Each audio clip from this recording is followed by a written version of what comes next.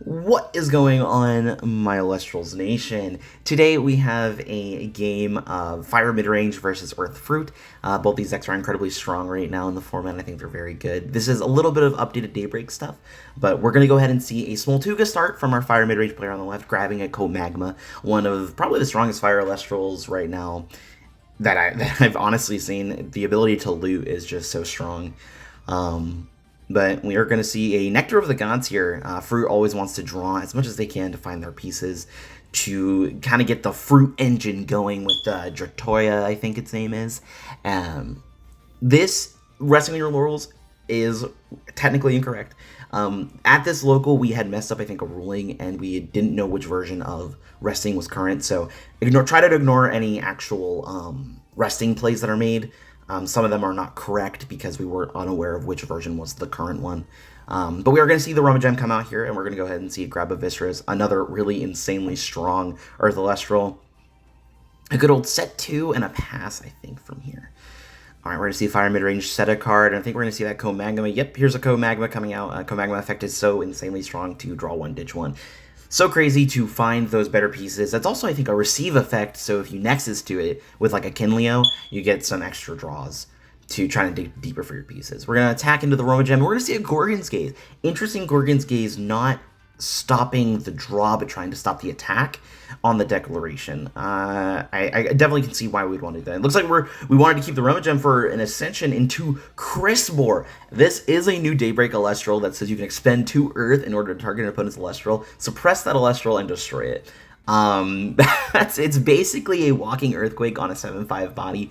It's honestly incredibly good. I'm really excited to see more people play with it with Earth, because I know that Mudlet's recently been getting a lot of attention, being a Earth receiver that when it receives switches at the position of a monster, which I think is very strong. So yeah, we're going to go ahead and cash out on this Crispor, and we're just going to go ahead and annihilate that Co-Magma. We do have 3 set back row, though, so it may not be smart to swing here. Yep, keeping the Crispor behind just to kind of hope it out. And then we're going to see a correct Laurels play that's going to go ahead and get rid of that Crispor. And then we've got a normal summon of... We've got I think, a Misenchanted Nekruff. I could definitely see why we'd want to do this. There's nothing really to beat over right now, so misenchanting it with the water actually prevents us from getting tsunami'd and making Nekruff's fairly large attack stat basically useless if it's in defense. So I do agree with this play. I think it's crazy very good. And speaking of Mudlet, we have Mudlet right here. It's going to go ahead and change the position of that poor Nekruff anyways. Are we going to see a Shield of Achilles here? We're going to see a Tsunami to go ahead and put that Mudlet into defense position so that it cannot attack into the Nekruff here. Okay, I guess we weren't going to Tsunami here. I guess we didn't have the extra Water Spirit to do so. Not sure why we didn't do it, but I'm sure there's some reason for it. You're going to be thinking here. The choices that Fire Midrange can make truly do matter the most in the game. We're going to see a Kinleo here. Do we have any Nexus target? No Nexus target, but a 4th back row set. That's pretty insane. So we've got this Mudlet staring down 4 back row. We're going to see the Visceras come out finally. Amazing Earth Elestral that can storm off. And yeah, that's going to get Gorgon's Gaze almost immediately, because honestly, You truly can't have that Visceras be getting in for free damage. The Mudlet is a 3/3, so it will trade with the Kinleo, who also is a 3/1. We're going to see a normal summon of a Nekruff. That is huge to either trade into the Visceras, because I think Visceras counts himself. They'll both be 5, so they'll both die, and then the Fruit player will take an extra point of damage here because Nekruff did destroy that Visceras in battle. And the Visceras will also trigger it because it's destroyed something in battle. That is very fair. And we're going to see a quick PTA on that, on the Visceras, trying to stop the absolute storm of bugs that will occur, and we're going to go ahead and pay out that PTA to go ahead and get rid of that. Honestly, kind of a stalemate right now. A ton of interaction from both sides, and we're going to see another Mudlet. Truly, this thing is insanely statted. I think a 3/3 is pretty good. And that Mudlet's going to go ahead and get in for 1. And then we're going to go and see an Ambrosia here. We're going to go ahead and heal up 2 fire and a water. Because we do know that there is a set Tsunami, I think, still. So that's pretty good. We're going to expend to draw here, not in an amazing spot. Expending to draw against fruit is pretty dangerous because if we resolve any Lotagons, which we may see right now, and there's the Lotagon himself. Oh my gosh, it might be over. Gonna Tsunami while we can to try to not take a bunch of damage this turn. He's gonna pass it over. No fruit, no ambrosia or anything. And we're gonna see Astrabbit, the boy, coming in, trying to find a way to dig us out of this situation. We cannot currently Laurels this Lotagon because we have 1 to their 2. So it's not looking good for Fire Midrange right now. An established and resolved Lotagon is the scariest thing in a top deck scenario where we're just trying to play it out. If we see a single Ambrosia, it could pop the back row, it could pop the Astrabbit, and we could just start going in for a bunch of damage, start summoning creatures, and then just provide a huge amount of advantage that is honestly going to be incredibly difficult to out. We're going to see a Misenchanted Jataya here. Probably just water enchanting it to avoid any of Tsunamis to try to stop anything that's going to happen now. Still can't beat over the Rabbit, but we are going to beat over the Rabbit with the Lotagon and then take 1 from the Jataya. Well, we got to see a lot of cards here to try and out this board. Laurels only hits the exactly the Jataya, and Earthquake could get rid of the Lotagon, but we're paying so much into that at that point it may not even be worth it. Looks like it's a set 1 Misenchanted Jolton to try to beat over the Jataya in case they wanted to Earth Enchant it next turn to start going off with fruit and try to draw into just the combo, basically. And then we're going to see another Jataya that is Misenchanted with water, I think. I think that's water. And then we're going to see the Lotagon beat over and the Jataya get in. And then I'll take the excess sphere damage from the trample over. It is truly not looking fantastic here for our Fire Midrange player. We're going to see a Kinleo come out. Do we have anything? We're just going to go ahead and attempt to hit into the Jataya, and it's going to get matched with a Tsunami, and we're going to go ahead and scoop it up there and go on to game 2. Yeah, truly it is so hard to beat some of these 2s when they're established, because if you don't play direct removal for them, they're going to stick around for a while, because you don't typically attack with your 2s unless you can swing into a fairly empty board.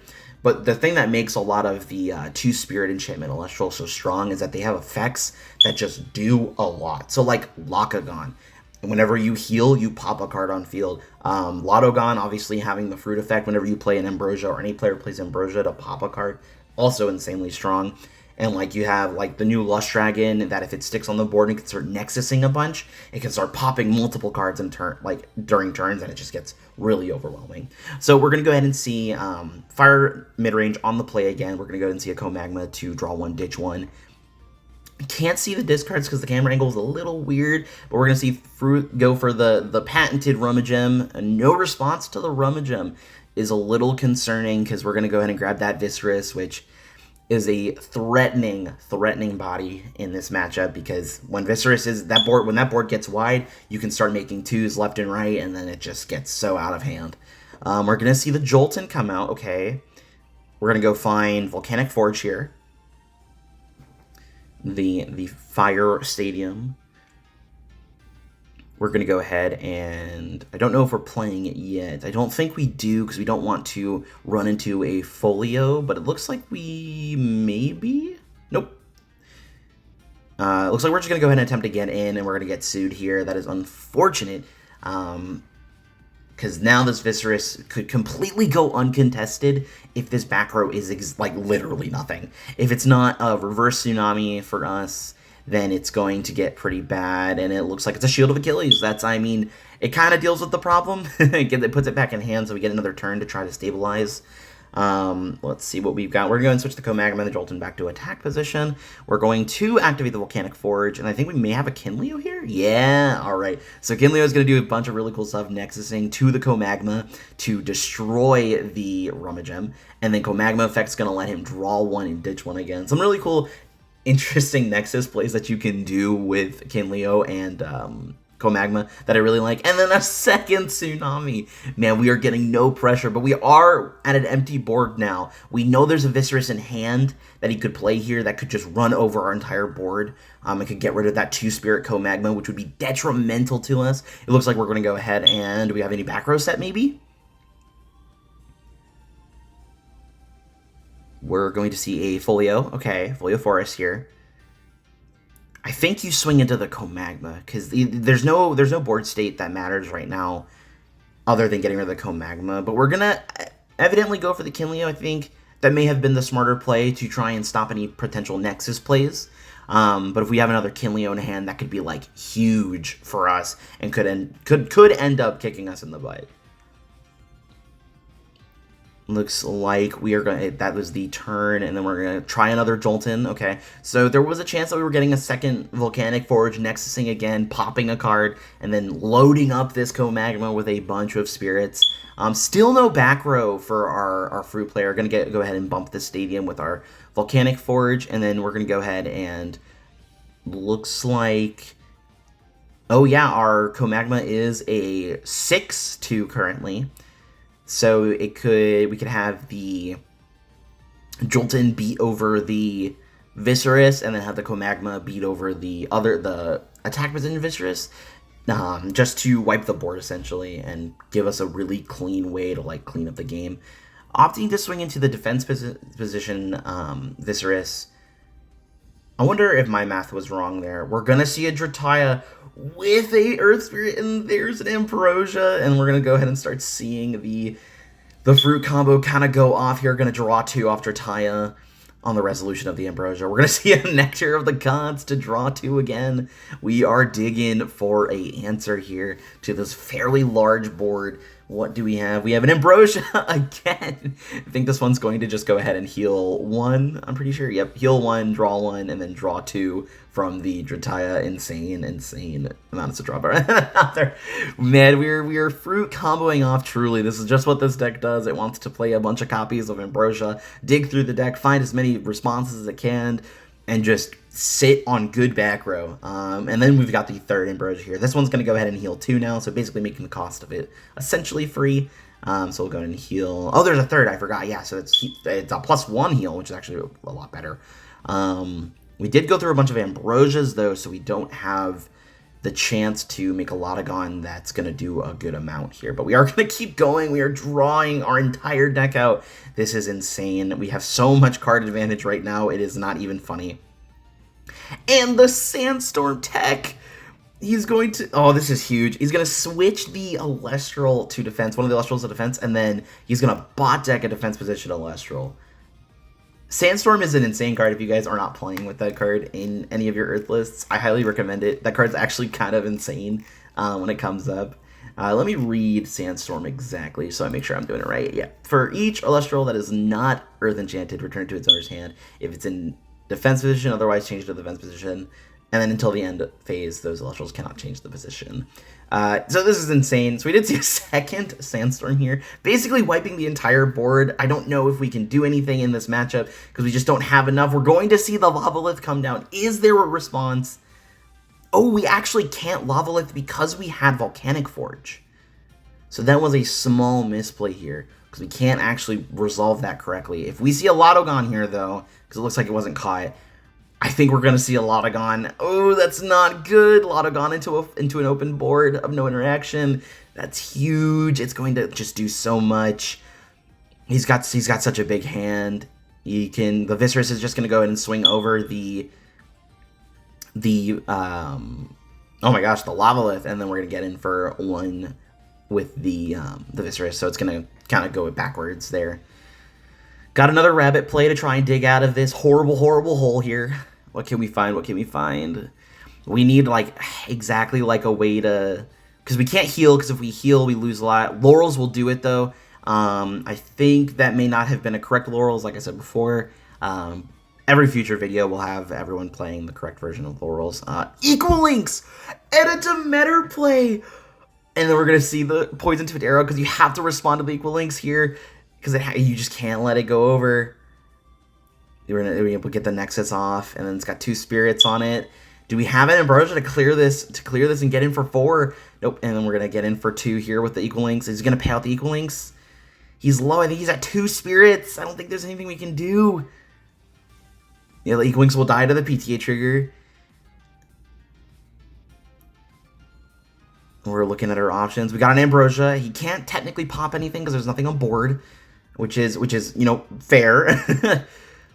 We are looking at our outs here and what we can truly do. We're going to go ahead and get a lightning and 2 fire back. We have another Ash Rabbit in hand, potentially. A Jolton in defense, yeah, because if he sees the Ambro here, we're not looking very good. He has no Volcanic Forge, though, just to enchant it, just to put it in defense position. Fruit's hand is enormous. I truly don't know if there's anything we can do about this. Do we have any way to get rid of the... We have a Mudlet. That's huge. It's going to switch it to attack, and then it's going to go ahead and get in. We're at 1 Spirit. Is there anything we can do here? We've got a Necro here swinging into the Mudlet, making them take 1 Spirit damage. They're both at 0 Spirits. And then the Lotagon's going to get in for the game. That was truly an insane game. If you liked gameplay videos of this, please go ahead and consider subscribing. More of these will be coming out as time goes on. I want to thank you all for watching, and I hope you guys have an absolutely amazing day. Thank you.